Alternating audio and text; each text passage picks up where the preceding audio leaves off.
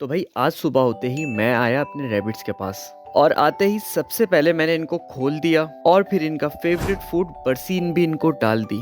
बस खाना डालने की देर होती है, उसके बाद तो इनका पूरा फोकस बस खाने पर ही होता है। इसके बाद मैं आया अपनी अंडों वाली मुर्गियों के पास और ये भूखी हो रही थी, तो इसीलिए इनको भी मैंने आज की फीड डाल दी और उसके बाद इनके एग्स कलेक्ट करना शुरू कर दिए। और आज हमारी मुर्गियों ने दिए हैं 7 एग्स और इन एग्स में से एक एग ऐसा भी निकला जिसमें 2 योग्स थी। मुर्गियों से फ्री होकर मैं आया अपने 35 डेज ओल्ड मिस्री चूजों के पास और यहाँ पे बहुत ही ज्यादा गंदगी हो रही थी, तो इसीलिए मुझे आज यहाँ की सफाई करनी पड़ेगी।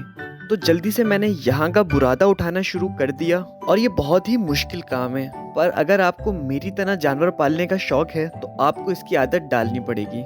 सफाई के बाद मैंने यहाँ पर नया राइस हस्क डाल दिया और अब रह गया था आज का आखिरी काम, और वो था इन चूजों को फीड डालना। और मैंने इन 800 चिक्स